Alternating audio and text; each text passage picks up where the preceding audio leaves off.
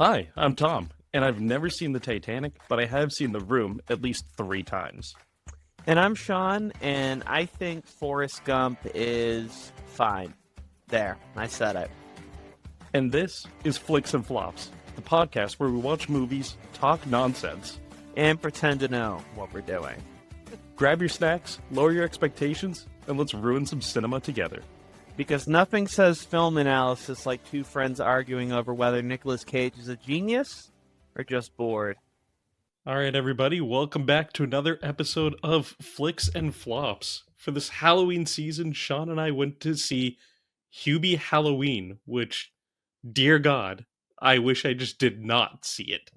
But I'll let you have the first go at it, Sean. Well, and by went to see, we mean that we forcibly made ourselves watch it on Netflix. Like, perfectly had all the capability of free will to not hit play, but, we can't help ourselves. And I'll say right off the bat, I genuinely think this could be more worse than War of the Worlds, but in a way that but the beauty of film, right, is that all movies can be have their own unique qualities.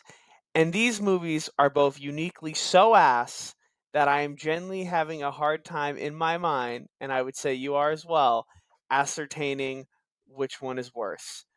But I believe you said that you had a theory regarding Adam Sandler because, of course, this is a Adam Sandler movie, which, not only did we have to pick a bad Halloween movie, we picked an Adam Sandler movie, which we have a unique hatred for him that goes back to years. But the moment that I can pinpoint in our friendship was that we were on a field trip in high school and they had a few DVDs on the bus, had some great choices: Winter Soldier, Jurassic Park 3. Alan. And the first movie they put on the way to Six Flags, which, mind you, from where we were going, was a fucking hike and a half, was The Cobbler. And 11, 12 something years later, I genuinely think that was one of the worst movie watching experiences I've ever had. Like, we still bring that up to this day. So it was only fitting that we dive back into Adam Sandler. But let's hear it, Tom. I mean, I'll be honest, that movie was the huge turning point of my hatred for Adam Sandler. Beforehand, I was like, early Adam Sandler, Click, Happy Gilmore, all that stuff. Great, Billy Madison, hilarious. And then we saw The Cobbler, and I was like, I hate everything he stands for. It truly was like a complete 180 where I was like, you know what? This guy sucks. And now the same thing happened watching this. It's like I was thinking about it every time someone appeared on screen. This movie has a bizarrely stacked cast. So I actually went ahead and wrote down the entire casting list of notable people. So obviously you have Adam Sandler with the world's stupidest name of Hubie Dubois, which, by the way, I kept saying that is a god awful character name. Julie Bowen as the stereotypical woman who is in love with Adam Sandler, even though he dresses like a schlup. He always casts like attractive actresses to be madly in love with him. Then you got Steve Buscemi, another Sopranos in there, Sopranos character, as always. What'd you say? Reginald Van Gleason the third. Boy, are you fat. Oh, yes. You have Kevin James, one of his good buddies. You have Ben Stiller, and reprising a role from Happy Gilmore, so I truly don't understand the connection. Shaq. You have Tim Meadows, Maya Rudolph, and Rob Schneider, who I also hate Rob Schneider. And I don't like Kevin James either. So, like, half this list is people I don't really like. And I am thoroughly convinced that every time Adam Sandler, this is my conspiracy theory about him, he is like a money laundering scheme for his friends to make movies with. Because he always puts like his family in the movie, his wife, like his kids. So I guarantee you, this is my conspiracy theory: is he is laundering money for his friends by being like, "Be in my movie, and I don't have to pay. I'll pay you whatever, but you don't have to report all of that." So I'm thoroughly convinced it's a giant money laundering scheme to get a lot of money from whatever studio, make a god awful piece of shit movie, write it off, and then they all live happily ever after. I mean, that about tracks. I mean, what I will say too is that he runs his own production company. Like, I don't know who is bankrolling it. Well, technically, I guess this one, it must have been Netflix. But how so many people were willing to stake their reputation and quite literally stake their job, because this is one of my favorite fun facts about the movie.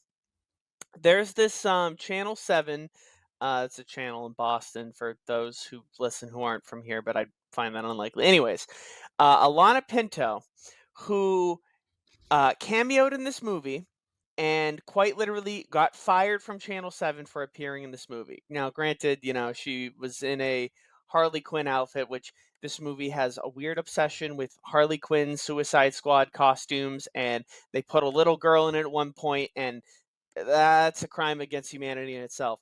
But she quite literally lost her day job for being in Hubie Halloween. And let's also add that you nailed a lot of the people, a lot of the big people in the movie, but you also have Ray Liotta, who's got a major role in it. Keenan Thompson, I mean, he'll do a bag for anything. Michael Chiklis, which is like, what the fuck? Like, what are you guys doing? Also, the the Hal character, whatever, from Happy Gilmore. I think he worked at like a retirement home in that or whatever the fuck. I'm sure he was in Happy Gilmore too. I haven't seen that piece of shit. Yeah, it was Ben Stiller. Oh, okay, yeah, but well, no, I know. I'm sure Ben Stiller's character was in the sequel. Yeah. I haven't seen that, nor do I have any plan to, especially after seeing this. But I don't know. Your conspiracy theory is definitely up there, I would say. I mean, why this one? It's a little tenuous because like they pretty much filmed the whole thing in Massachusetts, mostly in like Salem, Marblehead, Tewksbury, etc. So I find that part harder to believe with the vacation. But I mean, like, think of how many he's done in like a tropical location. What was that one he was in with?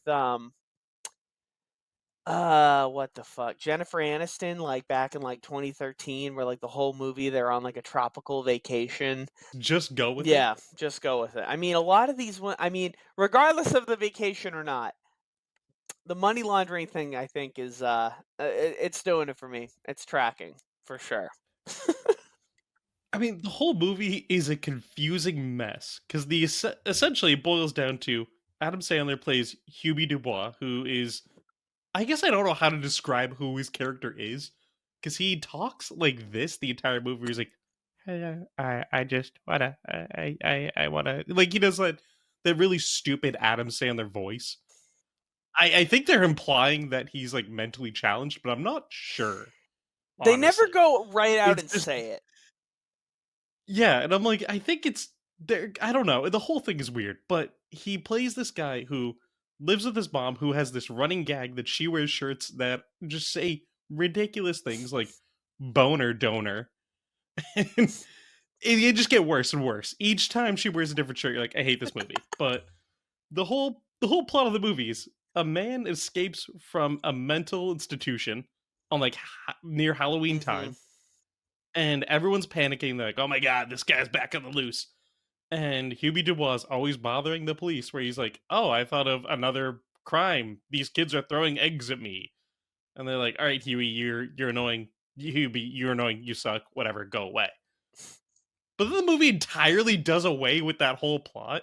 There's like 3 or 4 different plots in this Hmm. movie that don't wrap up or make sense at all. Like they keep throughout the entire movie. They have one cool kind of shot that I actually kind of liked, which is the point of view of the person in the mental institution, where he's got this like dog or pig mask on or something. He's got a Pig pig mask, mask. yeah. It's a point of view through the pig mask. And I'm like, that's kind of cool actually. And it's like this kind of it's a suspense of like, oh, where is he? It's Halloween night. No one knows where he is. People are vanishing. And then all of a sudden near the end of the movie, it's like, oh hey, no, we found him. He's here. He turned himself in. And it's like, oh, Hubie's neighbor's being really, really weird. And he keeps saying he's gonna ignore the noises, and he turns out he's a werewolf, which then only later turns out that he was also in the mental institution and he pretends he's a werewolf. But he also might actually be a werewolf. Like that, like because like how does he have so much hair in his arms? Like there's like I don't even know. Like that was so, oh god. You have the second worst running gag in this entire movie, which is that goddamn thermos. So Hubie always carries a thermos with him at all times, and this thermos can do literally anything. It's like the magic school bus for a thermos, and it sucks because every single time he's like, "Oh, I'll just have some soup," and he drinks soup out of it. Then he's like, "Now it's a flashlight." And at one point, I specifically said Hubie gets pushed into a grave, and I'm like, "Oh, he's gonna get out of here because the thermos is gonna turn into a grappling hook." I shit you not. Later in the movie, the thermos is a grappling hook. Mhm. Not in that scene, but later on, it's there, and I was like, "What doesn't this thermos do?" Like, the movie, I think it's perfectly said. The main character is the thermos. It's not Hubie. Yeah, when we were figuring out movies to watch for this, my girlfriend recommended that we watch this one because I guess I was like, "Oh, we're going to watch a crappy Halloween movie." She's like, "Hubie Halloween," with like no hesitation. And she literally was like, "Watch out for the thermos in the movie." And like before we turn it on, I'm like, "The fuck is she talking about? Like what thermos?" But literally he calls it at one point, "Ooh, it's my Swiss Army knife thermos that I invented when I was in the Boy Scouts." He literally talks like that the whole movie. Tom is not exaggerating, but like literally, it's like this motherfucker put Inspector Gadget in a thermos. Like, go Gadget grappling hook. Like, oh my god, and like the running gags in the movie. It's like running gags to me in the year of our Lord 2025 are already more often than not like just annoying, just kind of drag the quality of movies down. This movie, in addition to switching between, I mean, yeah, like four different plots, six different plots. Who the fuck even knows? We don't know. But the amount of running gags in this are horrific, and one that goes along with the grab with the thermos that I hated was every time Hubie somehow manages to get away, he has to have a dramatic fall. And like, I get why they did it the first time, and then they did it like seven times over, and it's like, well, like, what are we doing here? Ugh. The strangest thing about this movie is like Tim Meadows and Maya Rudolph just disappear from the movie at one point, and it's never brought up again. Like, they were introduced so randomly into this movie, and it seemed like their only role was to sit there and be assholes to Hubie Mm-hmm. and like pull like one or two pranks on him, and then it's hinted that they get murdered and they're never seen again. It was the most like bizarre thing. Because oh no, that was they are seen again. It's the end of the movie. They get tied up.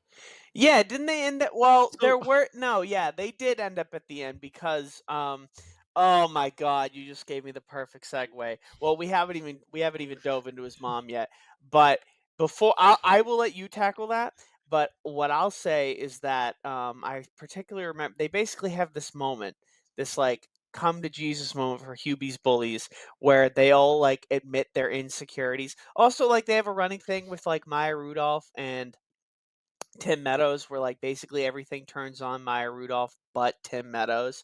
Like literally anything turns her on.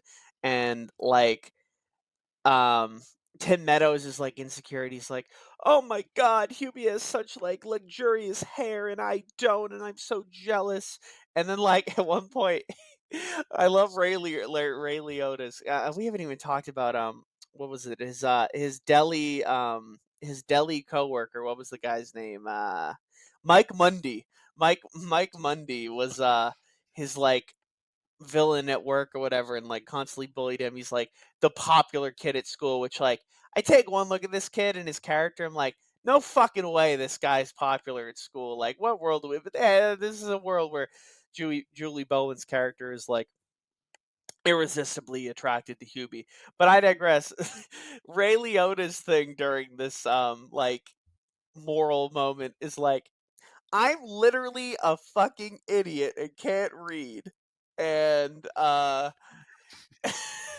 like Hubie's so smart and so confident. It's like, oh god.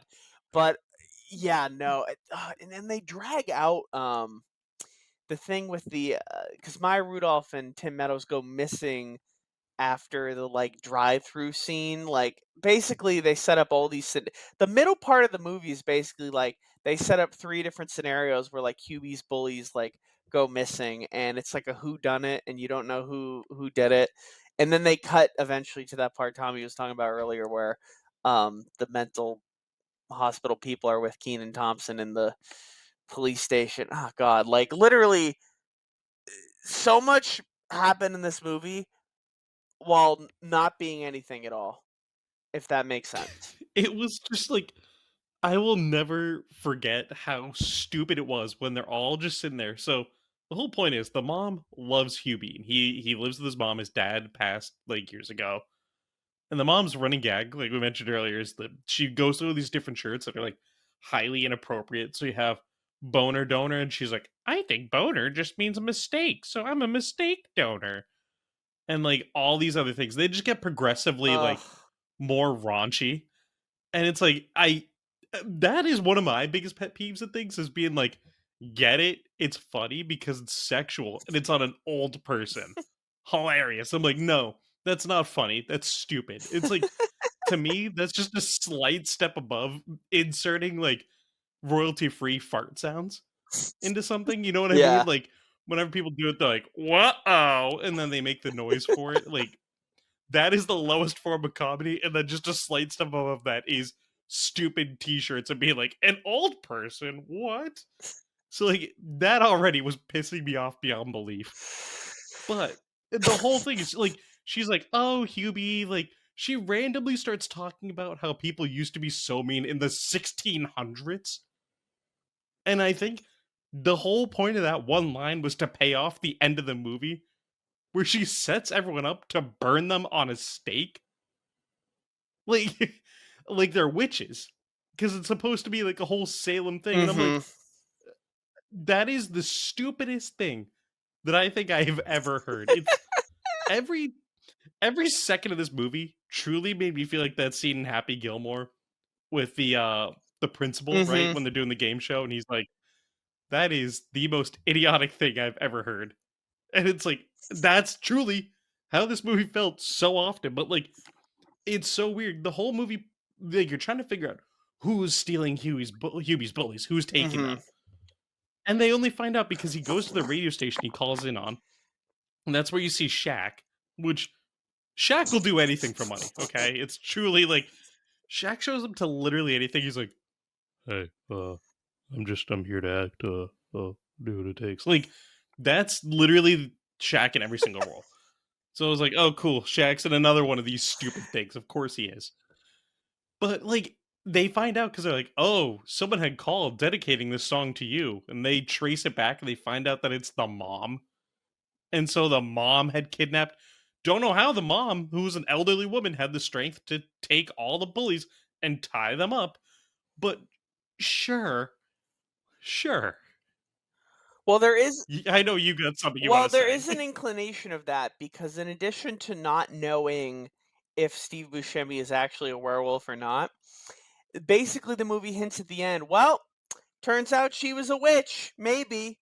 And so that's like their bullshit excuse for how they did it. Because like they keep talking about like they keep circling back like he's like my great great grandmother was on the stake blah blah blah like yada yada. So like but at first they make it seem um like a Puritan and not a witch, but then like they kind of make you think it's a witch, and then she has them on the fires, and then she disappears, and you hear like a cackle like at the end. Oh my god, that was another stupid like running gag they did twice. The say Frankenstein, and then like people look like where, and then she's like gone. Like oh my god, like literally Like, it's a Scooby-Doo yeah, look, prank. dude, stole the words from my mouth. Stupid ass Scooby Doo prank. Um, Also with Shaq too.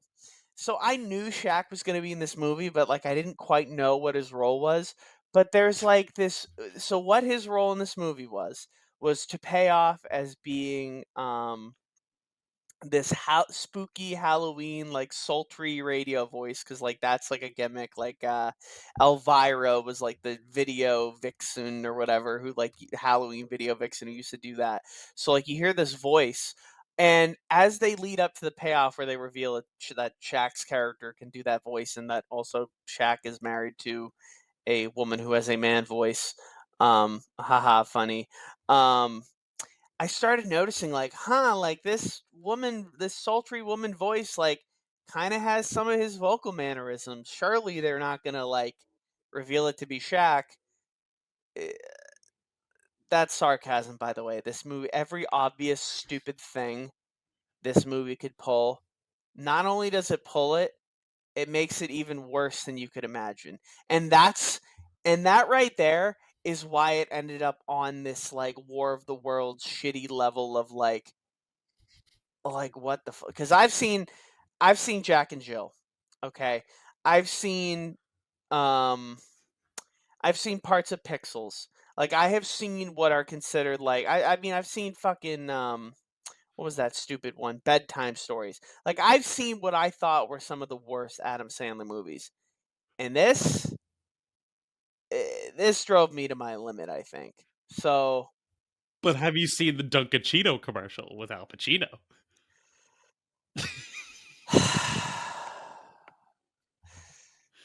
That truly says it all. uh-huh. I'm speechless in regards to that one.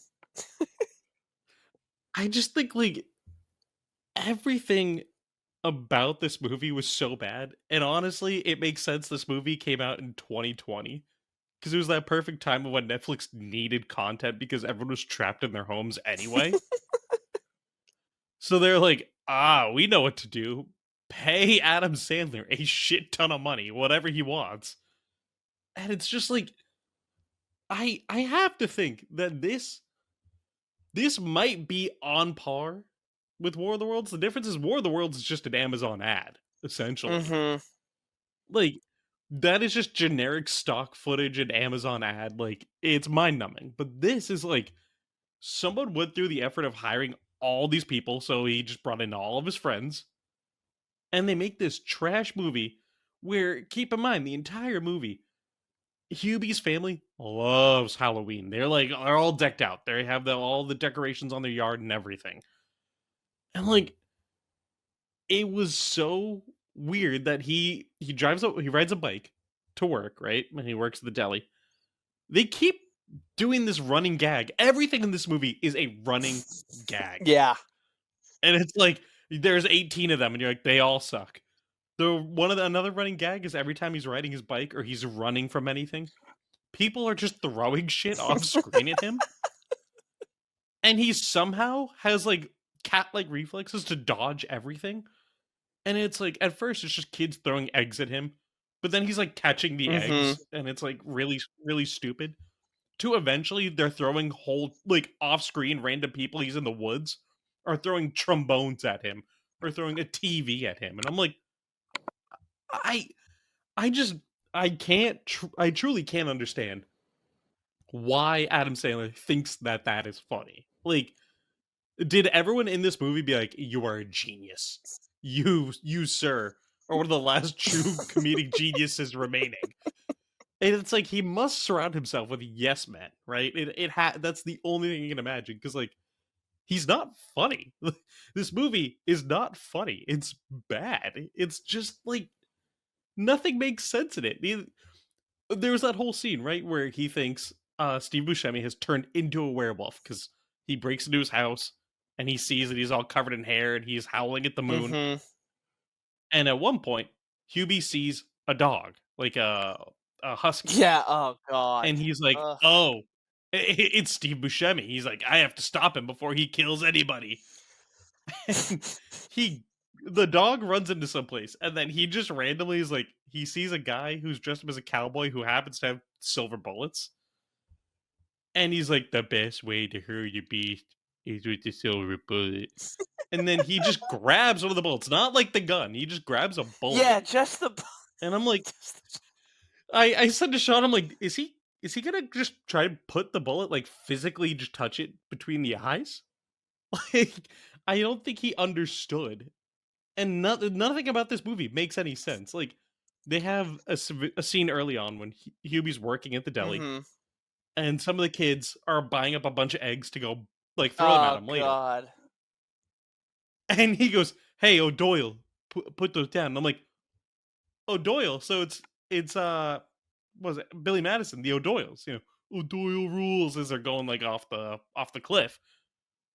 But why is everyone connected in this universe now? We truly have an Adam Sandler cinematic universe. So an ASCU, we have an MCU, we have a DCU, we have the Adam Sandler universe, and I hate it more than anything I've ever hated in my entire life. I'm pretty sure was the kid even ginger in this movie? Maybe like barely because yeah, I'm like looking at a picture the kid had like the kid like was like barely ginger because like the whole thing with the O'Doyles was like there were like a bunch of gingers and like they what is it? They're in the car or whatever, they go off the cliff or whatever the fuck.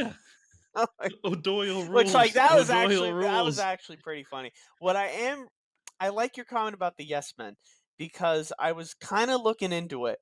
I was like, "Who the fuck directed this?" Steven Brill directed this.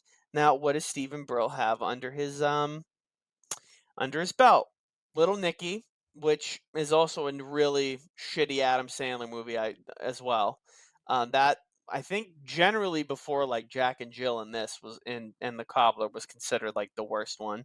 Mr. Deeds, also a really shitty one. Um, Drillbit Taylor, movie 43, which Oh won the my god. Razzie for worst director.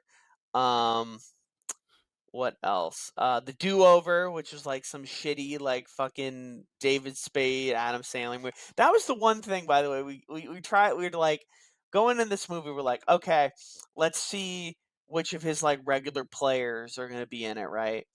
And we were figuring the guy in the pig mask was going to be David Spade. We failed the coin flip, and it was Rob Schneider in the end. Which also like they made a point of like, oh yeah, me and like Rob Schneider were like friends and whatever. I don't even think they fucking say a word to each other in the movie. Like Adam Sandler and They're Rob never Schneider. in the same scene together. Only Yeah, well, they don't have a they scene. are, but in the Who Done in like the glorious Who Done It moment, where like the mom like is like, "You're all a bunch of bully." Oh God, they picked like, of course they pick the fuck is her name? June Squibb. Of course they pick like the most generic like endearing, loves her son mom like ass actress for this movie. Um, but that's like the only like oh my god, so many different things in this movie where like you're just like what the fuck? Like I didn't even know what like Michael Chiklis's character. Why? Why? Just why? That's the "I needed money" role. That's the Truly, Adam Sandler will pay me a shit ton of money for very little screen time and very little work. yeah. Oh my god. Which also, this movie had some very strange things. Like, there's a scene early on where they introduce you to the whole house that Hubie lives in. Mhm. And at one point, someone goes, "Oh, I like your ghost decoration." And it's just a sheet drying in the yard, but it's got stains on it. And I said to Sean, I'm like, "Did he shit the bed?" And he's like, he's cleaning it and he's letting it air dry. Later in the movie, I don't know if you noticed this, but when his window breaks and he like freaks out, he's like, "Whoa, what was that?" His mom goes, "Oh, Hubie, did you have another accident?" So he very much had shit the bed. And I feel like that's a deeper metaphor for his entire career and this movie is just shitting the bed. Like I feel like Yeah. it had to be him being like, "I'm in on the joke, guys. I know it sucks, but there's nothing you can do to stop me." And my hatred for Rob Schneider, like I cannot stand that man, but every single time that I think of Rob Schneider, I always think of that South Park skit. So when they find out that he's the guy in the under the pig mask, I really could hear it in my head of like, Rob Schneider is under the pig mask coming this fall. Like I heard that whole kind of thing going. I'm like, "Ah, of course, it's another one of his friends. That's all he does. That's legitimately like at this point, I could probably make a lot of money if I found a way to befriend Adam Sandler and just star in one of his movies. So maybe that's a goal for me. Maybe you know what? I changed my mind. This movie's awesome. Adam Sandler, if you're watching this, just ignore all this up until now. This movie was so good. Please hire me. Listen, we got connections to Manage Vegas, Adam. Like, we can meet you at the Puritan for lunch. You know, we discuss how you're gonna like make us rich. I mean, come on, man. I mean, I think it's kind of a no-brainer. Another thing that's kind of fucked up, actually. Not only did someone get fired to this from this movie, but also this movie was dedicated to someone who passed away because Mike Mundy, the character who was going to be Mike Mundy, was actually Cameron Boyce, who was in Grown Ups 1 and 2. I think he was like one of the sons or something. He acted in the same movies as Mike Mundy's actor, some like Disney Channel shit. Because he was like fucking like 20 when he passed away. He was supposed to be Mike Mundy's character. So they recast him, but this movie is literally dedicated to it, which, like, rest in peace to Cameron Boyce. But, like, dude, this movie, we finished this movie for you, Cameron. Like, damn, what a fuck you to his grave. Like, you know, not to, like, all the respect to him, but, like, what the fuck, man? Like, you got someone fired. You fucking basically pissed on someone's grave. Like, holy shit, man. And that's on top of and those are just two of the many cardinal sins this movie committed. I mean, like what the fuck? The more you dig into it, I just the more I'm just like flabbergasted, truly. And the crazy part is the same year he fucking filmed this movie and did it is the same year Uncut Gems comes out, which is like arguably his best movie. Like what the fuck? It's truly the epitome of inside you there are two wolves. One wants to make a good movie, one wants to make a shit movie. Yeah. Like, I couldn't imagine passing away and someone's like, in your honor, I'm gonna do something real shit, and I'm gonna honor you with this god awful movie that nobody likes. Or it's like, why? Like every few seconds, I was like, what is the point of this movie? Like, I don't understand. Like, so much of it doesn't make sense. You have this whole scene too where it's like Huey's like, oh, he's looking through his high school yearbook and he's like, if only I was brave enough, I could have asked out Violet Valentine. Oh And it's like, I could have done it. She's so beautiful. Oh my god. And at the end of the movie, he finally gets brave enough after saving his bullies from the mom was going to literally burn them at the stake. The thermist once again saves the day. And Hubie goes up to the camera and he's like, Violet, this is for you. And he just starts making out with the camera as a close up. Ugh.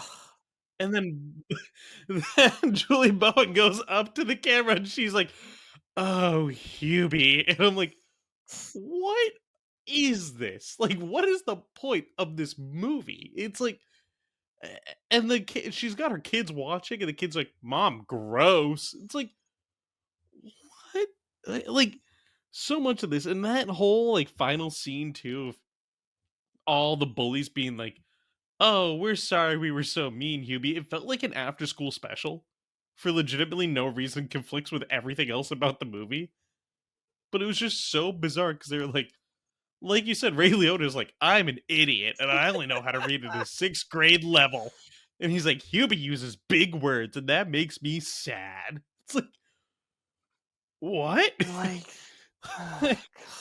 And by the way, everyone calls him Puby in the movie too. That's another running gag. Like, everything about this movie, there's nothing that's like artistically, it's not good. There's like one interesting shot, but they overuse that kind of frame of the through the pig mask lens. So eventually you're like, I hate this. So there's nothing there. The writing is terrible. And there's nothing like of interest at all. There's nothing where you're like, this is funny or anything like that. It's just more of like, what am I doing? What is the point of this? Like, if you're gonna watch a Halloween movie, you're infinitely better off watching something like The Corpse Bride or The Nightmare Before Christmas, anything like that. I've been arguing with my wife for a while now that Alien is a Halloween movie, and you're better off watching that. By the way, Like, that is great. There's so many other great, like, really good, wow, that was a weird way to say great, really good Halloween movies out there. This is not one of them by any stretch of the imagination. I mean, not only to that, there are so many shitty Halloween movies that you would enjoy more than this one. like Troll 2, Birdemic, Lep- Birdemic rocks. Leprechaun in the Hood, like any of the Leprechaun movie, like God Almighty, I could name like 10 million. Um, just if you are gonna watch this movie, gather up a squad of your closest buddies, indulge in your favorite activities and just prepare yourself because I, in good conscience, cannot recommend this. I would recommend any of those shitty Halloween movies I would over this, but if you wanna, if you can't take our word for it, and or you decide you want to dive into it, you can't say we didn't warn you. Now, in terms of shitty Halloween movies, this might be more of a Thanksgiving movie, but it also fits with the theme of Halloween. Where would you put Thanksgiving by chance? Thanksgiving, I got a soft spot for Thanksgiving, because I love those movies that what do you call it? Not only are they like shitty horror movies, but they're also like kind of harkening back to like the old days. Um, God, I don't know. I mean, the fucking talking turkey or whatever the.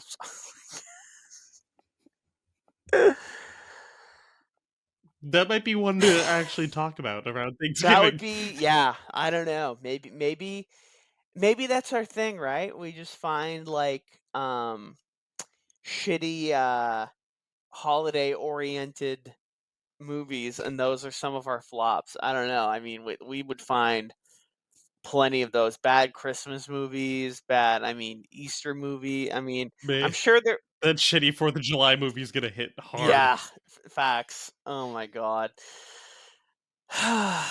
Good lord.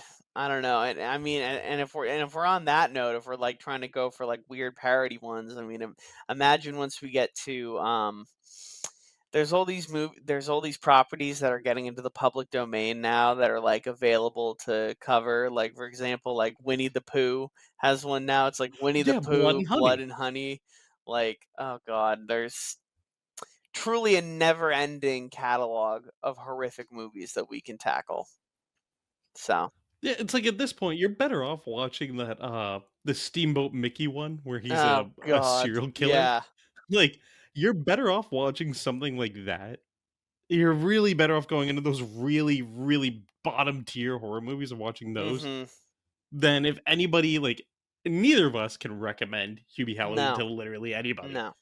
And you know if somebody comes up to you and says, "Hey, you know what we should do? It's Halloween time. We should watch my favorite Halloween movie, Hubie Halloween." You just need to stop talking to that person. Like clearly. like,